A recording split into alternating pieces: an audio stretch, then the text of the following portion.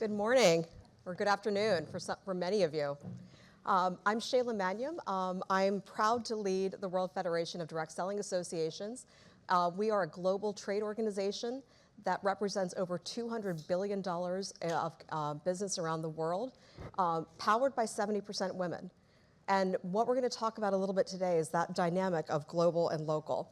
I'm also a former State Department official and White House official serving in Haiti, Iraq, and Afghanistan, where I had the opportunity to work with many members of our panel. We're here this week celebrating the 80th anniversary of the founding of the United Nations. In some ways, we've made incredible progress on peace, on reconciliation, and on understanding in those 80 years, but in some ways, we're falling very far behind. Over 300 million people around the world are in need of humanitarian assistance, according to the latest UN numbers. And if the need of people in need isn't growing, the amounts of contributions are falling drastically. For the first time, the OECD has reported that global humanitarian assistance funding has fallen by 7%. When you think, and this was already at a level where needs weren't already being met. And we tend to think of global assistance as remote. This is an overseas problem. This isn't a problem here. But let me tell you, this is a problem in our backyards as well. 1 in 5 children in the United States are food insecure. So as economies worsen, as climate issues increase, as global crises and instability persist, we are still going to have greater and greater needs for assistance around the world. And this affects economies, it affects societies, it affects stability. Those kids, for example, that aren't getting enough to eat, they're not able to learn. They're not able to sit in school. They're not able to grow and develop.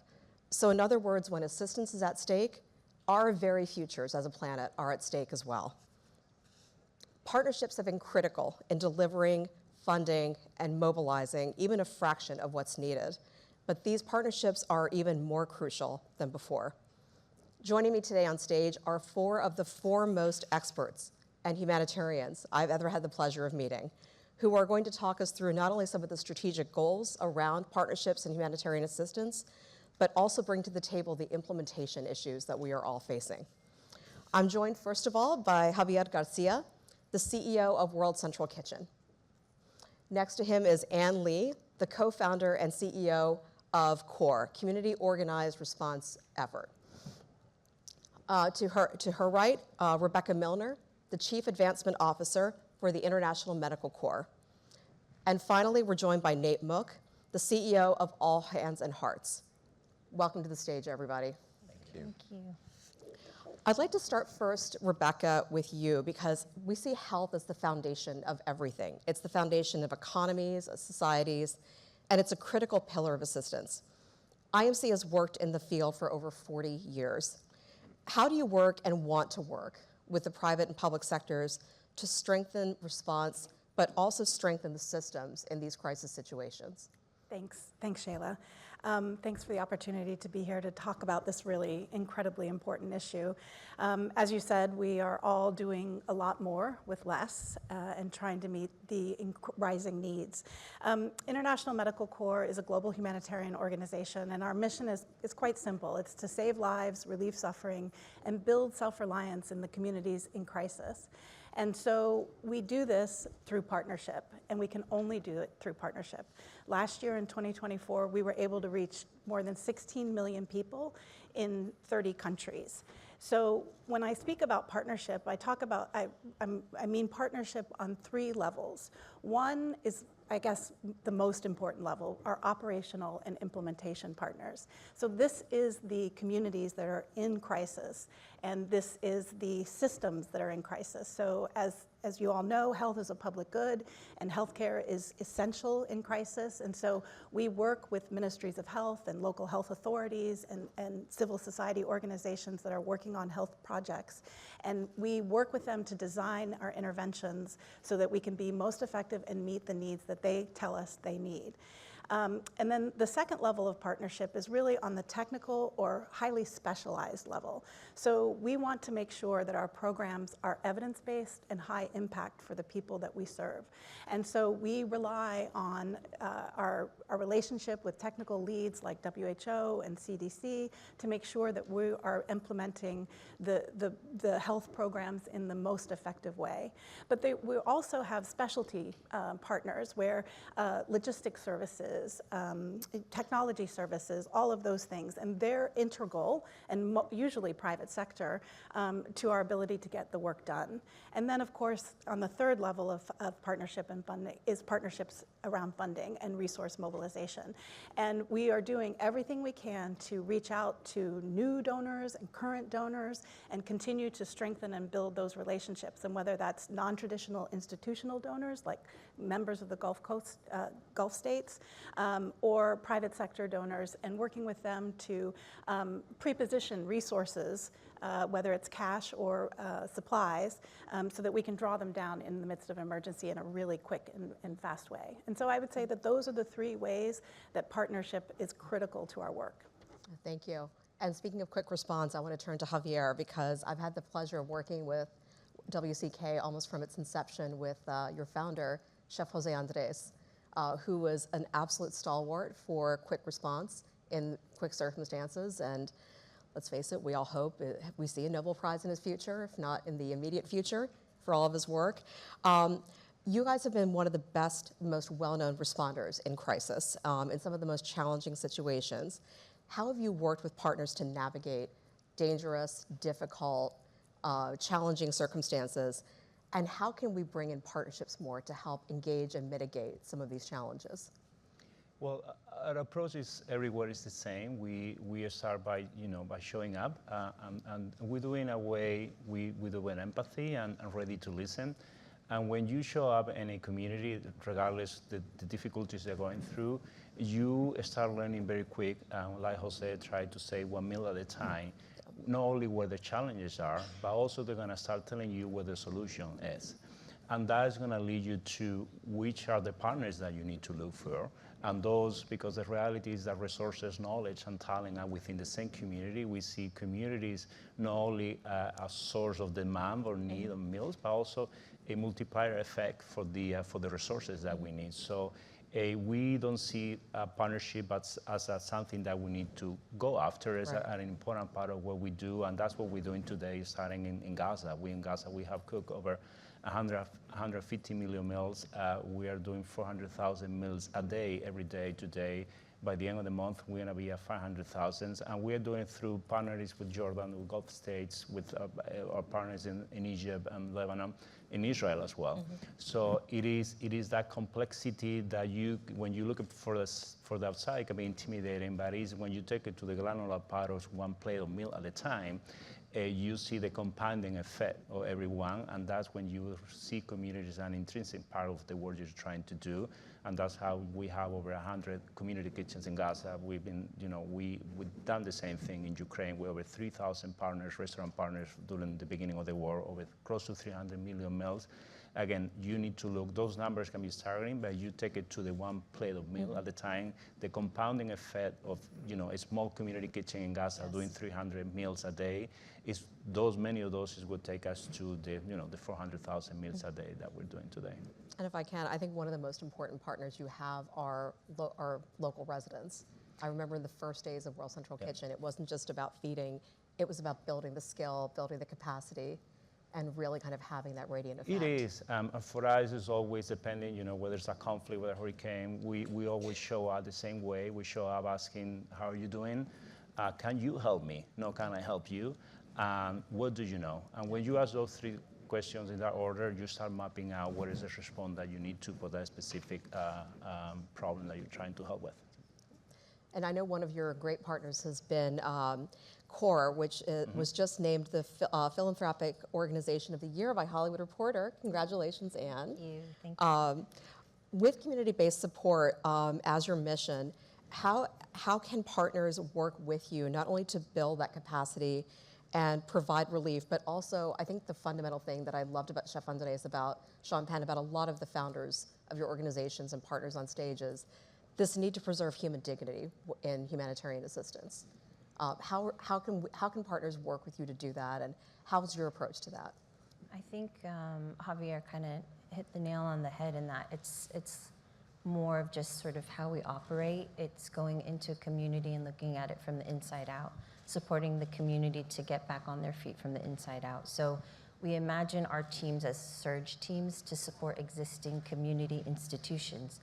A lot of these places that are getting hit aren't necessarily experts in disaster relief, and yet you have librarians and teachers and folks that get out there to help their neighbors, and that's what we want to support. So we build up the capacity within those communities, in those, as a surge team, to strengthen their ability to give support to their families and neighbors. And for us, in terms of the larger community, for our partners, that we work a lot with everyone who's here, and I think we're all aware of the situation right now that we're experiencing. I mean, funding has been decimated.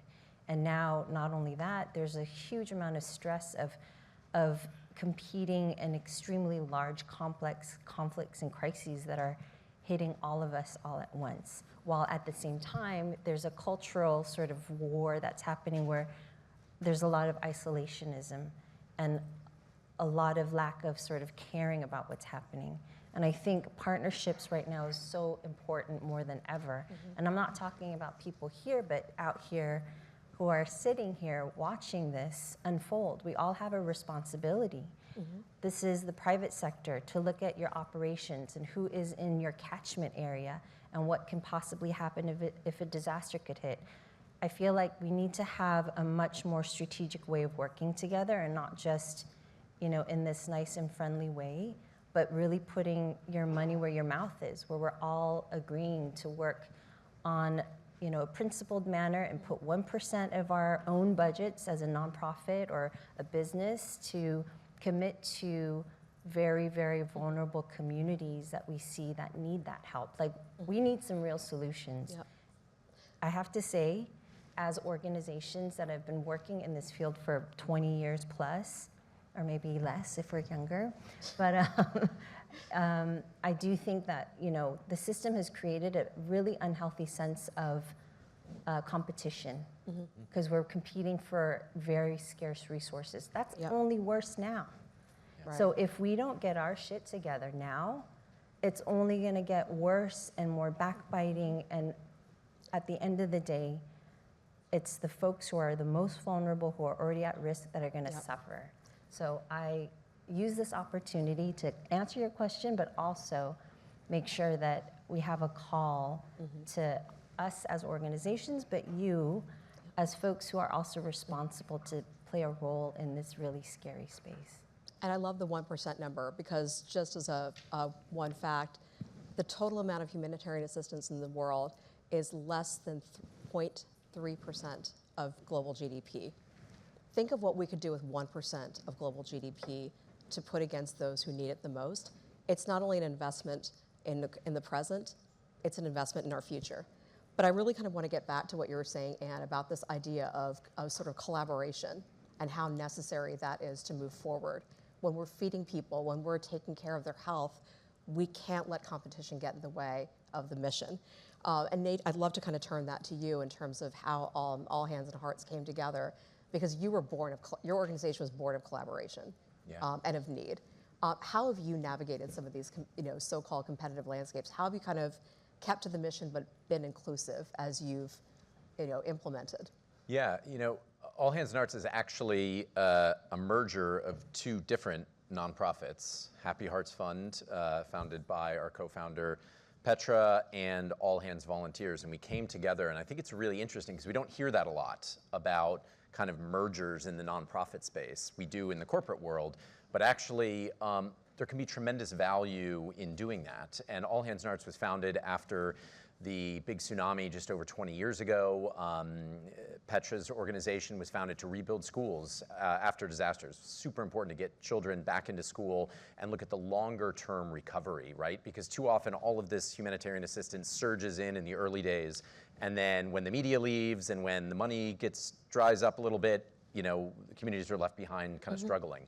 And so you have to look at how you collaborate hand in hand with the local communities, with local partners, to build that sort of resilience of sustainability so there can be that longer term recovery, and that we have to think about it. I know Anne and Core does this a lot with all of their work as well around the world.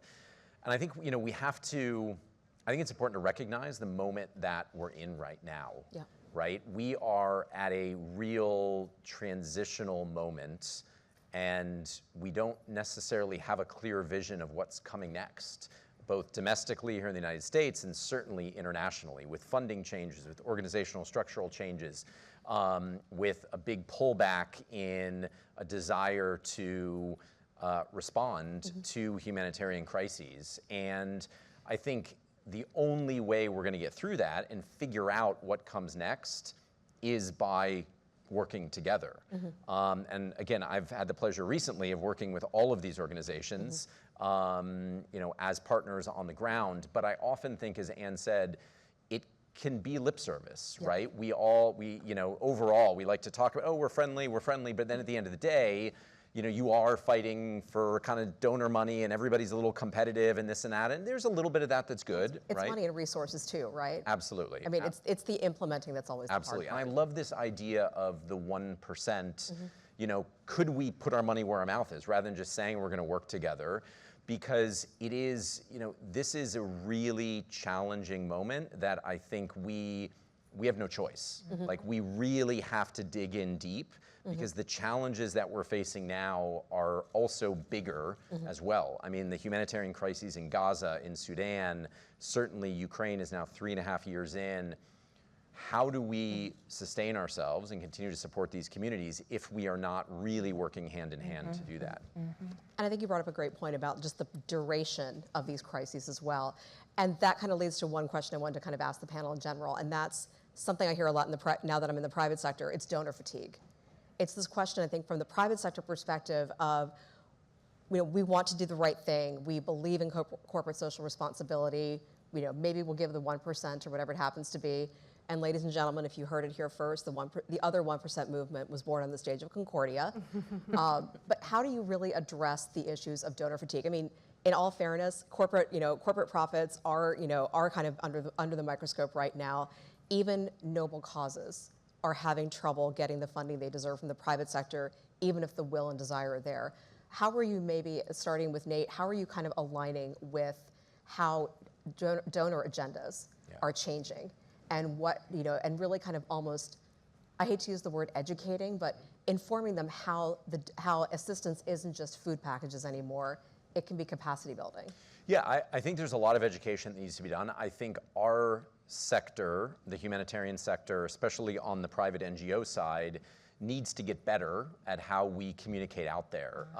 You know, there was President Duque was here yesterday, and he was talking about how important multilateralism is, right? That we don't want to move to bilateralism, minilateralism, that we need this multilateralism. But as it's discussed in the realm of the UN and the international community, I think we need the same within our sector. Right. And as part of that, we need to collaborate and work together with donors. So it's not Rebecca or Anne going to a donor, but we can actually come together and say, look, here's what we're doing in Gaza. And actually, we're, All Hands and Arts and IMC are working together with donors to get humanitarian assistance and nutritional aid into Gaza right now by working together, collaborating, working to attract donors in a way that they see, oh, wow, okay, look at this group of folks that are coming together.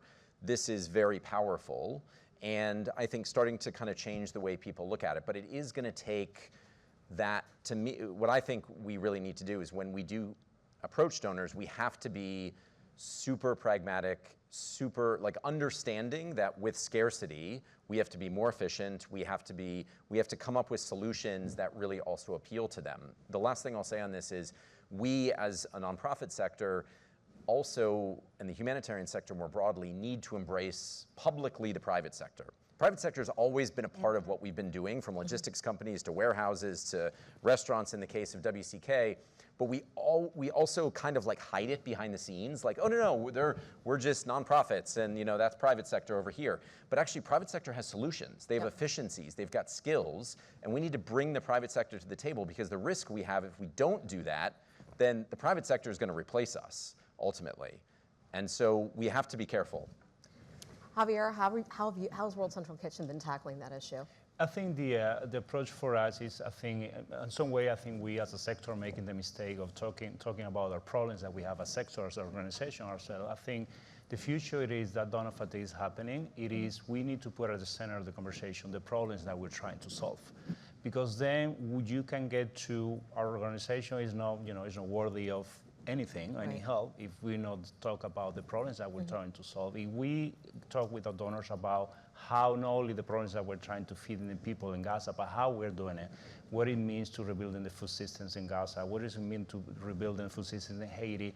When we put the conversation around the problems that we're trying to solve, the distinction between what are our challenges as a sector, as an organization, it also opens us to the conversation to that 1% that Anne was saying, that it's necessarily need to be a 1%. We start mapping out what is the problem that we are solving, and what each one of us can fill into the gaps. So we are not trying to solve the same specific problem. So again, is we bring the problem to the center of the conversation, not only is going to help us engage with the donors about what is the impact, or they're going to see what is the impact on the problem we're trying to solve. At the same time, it's going to help us map out and work together as a sector in those specific problems. How can we, based on the specific expertise that we have, can fill in and collectively solve a problem that we are trying to solve in different ways? And I think the whole problem-solving approach that you're taking is something that private sector C-suite can very much relate to. It's their language. So I think I hope framed you that tell so the story. beautifully. For us in our case, behind every single plate, meal, there's not only a story on the recipient side, but who's making that food, what community is making that food, where is that food coming from? Exactly. I think there's a lot. We center the conversation about, again, especially these days, about the problems that we're trying to solve. It's going to become easy to have the conversation with our donors versus if we talk about the challenges that we're having as a sector, as organizations. No, I think that's absolutely true. Rebecca, Yeah, please. and I would just add that, it's really important as we respond to these crises that we strengthen the capacity that exists in the communities. And so I think that, in demonstrating that and demonstrating the incremental progress that you're making by this rehabilitated clinic is been turned over to the community. These health workers have been trained. They're the ones that are maintaining the health services in their community. Telling that story is really important. So there is a lot of progress that happens even in these protracted crises. And you have to remember that you're saving lives every single day. And that is worth something. And even if it goes on for 10, 15 years, or the cyclical in and out of the crisis, I mean, it's still really important work. And don't be fatigued. It's urgent. It's urgent, whether it's in Sudan or in a place like Somalia or Haiti that have been in crisis for so long. But progress is being made. Lives are being saved. So celebrate that and continue to support the organizations that are meaningful to you. And I'd add, just from experience, there's a real flex that can happen on a corporate side as well. I think about Cisco, or the fact that we pioneered QR codes to deliver assistance into Syria and track it. Right. There's FedEx there's a private managing our sector web. upside to innovation FedEx, UPS, in all of this. And I incredible. think, Anne, you and I were talking about this yesterday. When you were first asking this question, the first thing that popped into my mind was donors, gird your loins, okay? Because, I mean, there's a huge level of education that needs to happen. Like, you can't make, we respond to emergencies that are just symptoms of like a much longer, deeper problem. So if you really want to address those issues, it's going to take a few decades. It's going to take generations.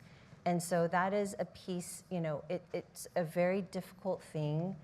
And it's nothing new that we haven't recognized in our space, because we are human and we are like squirrels and we get attracted to the short-term dopamine hits. And I'd like to see who in this audience is under 30 or under 40 even. Show of hands. Okay, so there's actually surprising a lot of you. So we've been operating in this such an old school space of educating our donors and people that we're trying to get to care about. I have to say that you guys, I've learned so much from the folks here on how to storytell, how to get people to actually care about what we're doing. And so I'm grateful to that. But I think that we're in a brand new world. I mean, you look at Mr. Beast, who is basically 1 in 3 people know who he is and love him. That is in the world. That is bananas. And his ability to distill information and have edutainment, to me, is something that we are completely missing. You know, you look at USAID completely being decimated, FEMA getting decimated, and there is not a single sound being made in the general public because we have failed in telling the story of how important it is to care about these things. And so we need to think about sort of what it is that we need people to care about, but do it in a way that is relevant to, you know, the 20 people, young people that are in this room and seed that information. Well, we have an audience of 193 world leaders in town this week, and to that point, like, you know, one word each. How do we get that point across? What's the word you want them to leave with to really kind of move those hearts and minds? Who's first? Well, I think in our case, you know, it is important to go back to the problems that we're trying to solve, because if not, you know, you can have the commitment doesn't mean anything, right? We just want to support you as a sector doesn't mean anything for the people we're trying to help. I think we need to understand why we are here today. We are not here, you know, as a sector, as organizations. We're trying to solve problems. I think it's, you know, the problem the people in Gaza are having are different than the problems that the people of Haiti are having, or people of Ukraine. So understanding the problem. Understanding the problem. Anne? We need a revolution. All right. I mean, there are no humanitarian solutions to humanitarian problems, only political ones, so get to work. All right. Policy. First, I'm joining Anne's revolution, first of all. The 1% revolution. Yes, the 1% revolution. Inclusivity. We need to make this sector inclusive. It's for too long. There's been high and mighty, you know, we're, you know, in our office building somewhere. Like, we need to sit down and welcome everybody to the table that has ideas, private sector, nonprofit, government, and come up with new things. And it's only going to do that. We have to get back to the roots and the local communities and be inclusive. All right. World leaders, you've heard it here. We're coming for you. There's a 1% revolution happening, and people are in need, but we have the capability to come to action and do something about it. Thank you so much to our esteemed panelists today. Thank you to this wonderful audience in the room and watching online. Please go out and do something to make the world better today. Thank you. Thank you.